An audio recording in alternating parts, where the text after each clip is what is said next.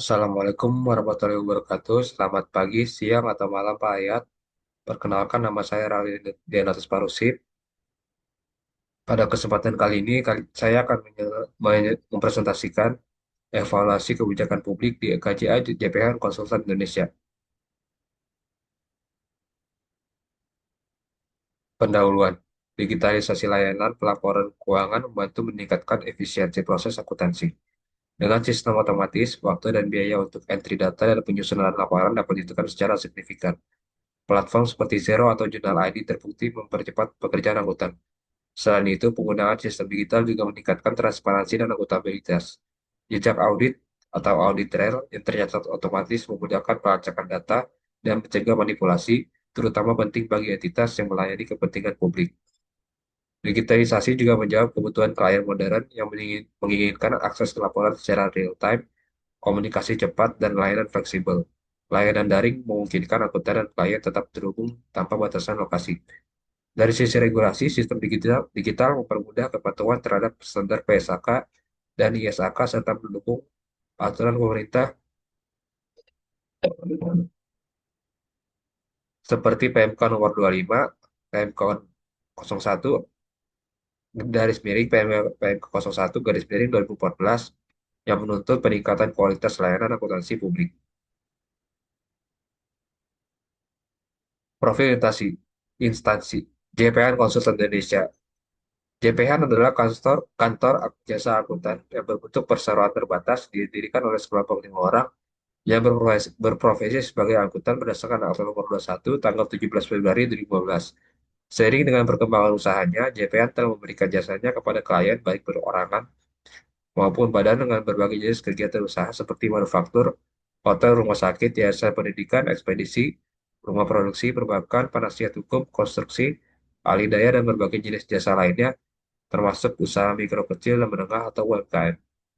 Isinya yaitu menjadikan kantor jasa akuntan yang jujur, terpercaya, dan melayani klien secara profesional. Isinya memberikan jasa profesional dengan kualitas tinggi, berintegritas dan objektif sesuai dengan standar profesional yang berlaku.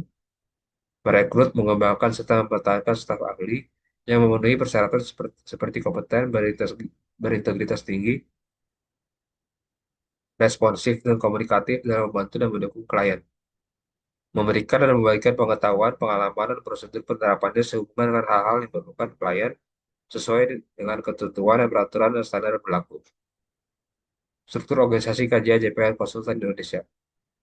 Yang pertama ada direkturnya yaitu Puji Rayoningsih, dibawahi manajernya yaitu Tiang Rezeki Sikalai, dibawahi 2 accounting supervisor dan 1 staff supervisor.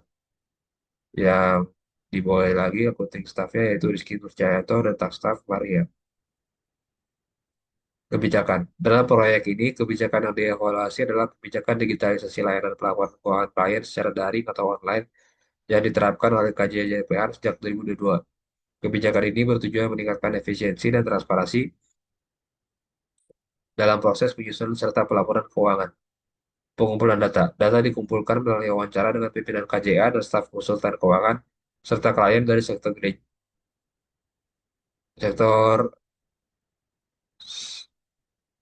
dan UMKM yang menggunakan jasa pelaporan digital.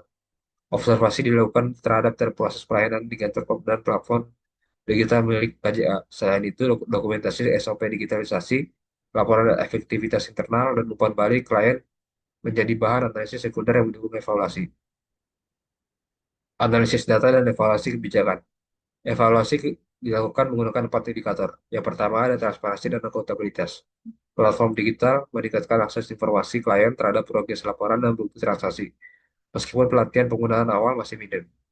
Efisiensi. Waktu penyelesaian laporan berkurang dari 5%, namun kendala teknis seperti kesalahan unggah dokumen masih terjadi. Responsivitas. Tim KJA merespon permintaan dan revisi klien lebih cepat melalui fitur chat internal, namun keterbatasan SDM di jam sibuk masih menjadi tantangan. Partisipasi. Sebagian besar klien belum aktif memberikan umpan balik sistematis, sehingga evaluasi lebih banyak berasal dari inisiatif internal.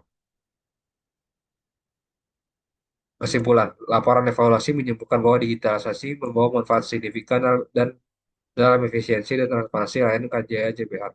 Namun perlu ditingkatkan dari sisi pelatihan pengguna dan penggunaan dan penguatan tim teknis Rekomendasi mencakup penyediaan video tutorial untuk klien, peningkatan SDM pada jam sibuk, dan pengembangan sistem umpan balik otomatis. Rekomendasi. Yang pertama ada penguatan literasi digital klien.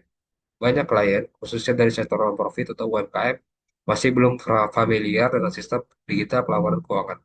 Oleh karena itu, kajian JPH disarankan menyusun program pelatihan singkat atau video tutorial berbasis kebutuhan pengguna. Ini dapat dilakukan melalui sesi onboarding awal, pelatihan dari bulanan, dan atau penyediaan modul PDF dan video di situs resmi KJA. Yang kedua ada optimalisasi infrastruktur teknologi. Untuk menjamin kelancaran dan penggunaan sistem digital, perlu dilakukan peningkatan stabilitas dan keamanan server, serta perbaikan pada fitur upload, notifikasi, dan histori revisi dokumen. Investasi pada sistem berbasis cloud dengan enkripsi data juga diperlukan untuk menjamin keamanan data klien. Yang ketiga ada penambahan tim layanan teknis. Untuk mengatasi keterbatasan tenaga respons di jam sibuk, sebaiknya KJA JPR menambah tim teknis digital support yang fokus pada bantuan langsung terhadap klien secara daring, baik melalui chat, email, maupun panggilan video. Hal ini akan meningkatkan responsivitas dan kepuasan klien. Yang terakhir ada evaluasi berkala berbasis umpan balik klien. Perlu dibuat sistem umpan balik otomatis seperti survei mini setelah laporan selesai atau feedback rating atas sistem digital yang digunakan. Hasil evaluasi ini digunakan sebagai dasar untuk menyempurnakan sistem secara berkelanjutan, menjadikan klien bagian dari proses pengembangan layanan. Sekian presentasi dari saya, kurang lebihnya mohon maaf. Assalamualaikum warahmatullahi wabarakatuh.